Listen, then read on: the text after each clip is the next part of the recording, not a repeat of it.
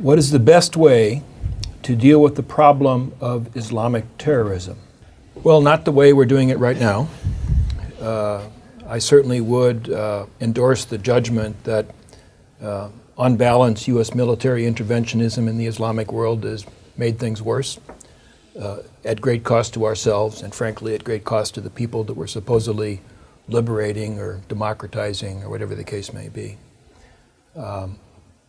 My own sense is that the essence of the problem is that, and I say this as somebody with no particular claim to expertise about Islam, that there is something of a civilizational crisis underway in which many, not all, people in the Islamic world are wrestling with finding a way to reconcile faith with modernity.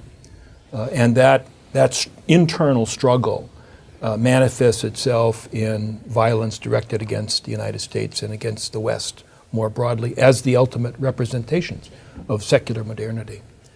The solution to the problem ultimately is going to have to come from within. The beginning to that solution is to demilitarize U.S. policy in the region, to pay more attention to defending ourselves, and as others have said, demonstrating through our own behavior that our values are worthy of emulation to some degree. But we need to, militarily, we need to lower our profile and indeed get out.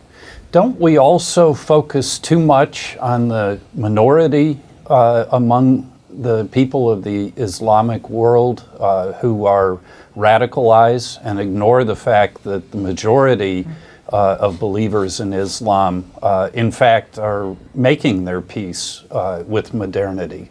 The largest Muslim country in the world is Indonesia, and things aren't perfect there, but on the other hand, it's not the Taliban or even Pakistan. So I think we focus way too much on a small subset that's caused a lot of trouble and ignored the fact that the vast majority of Muslims are making their way the same way other faiths have throughout history to a reconciliation with the modern world.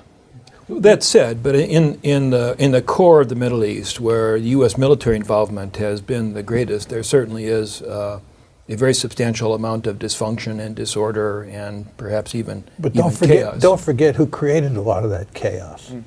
Americans are deeply fearful of ISIS, right? There's no question about it. Right. So that tells you something. The second problem is we have to keep the actual threat from Islamic terrorism in some perspective, right? So there have been a number of tragic deaths caused by groups like ISIS and others, but those dangers pale in comparison to all sorts of other issues, right?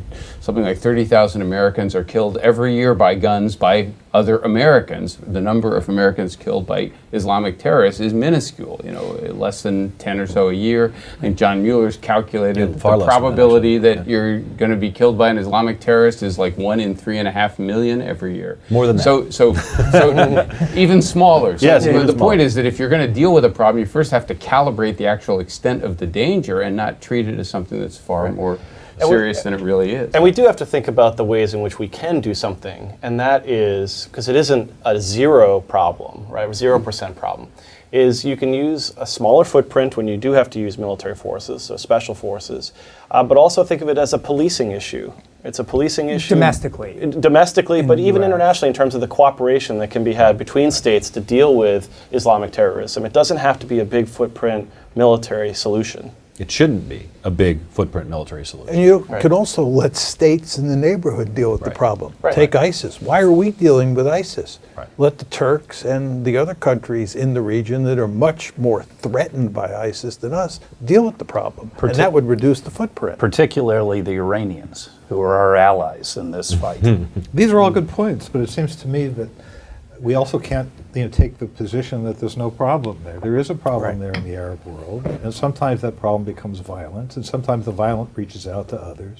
And I don't think it's an acceptable answer to people in the United States to shrug your shoulders and say more people get killed by handguns or by firearms in the United States. In fact, even in your number, 2/3 of those people are people who killed themselves with guns in the United States, right? But so I think we do have to think about how to address this question. Now, everyone who's made the point that in in general, the way we use military power seems to make it worse, I think is correct, right? But that's not quite the same as saying that there's nothing the United States should be doing. I think there are some things, quiet things, intelligence things, things that help locals to contain. Those are the kinds of things that I think make sense to do, and they're not very expensive, and they do allow you to keep a low profile, which is what we want.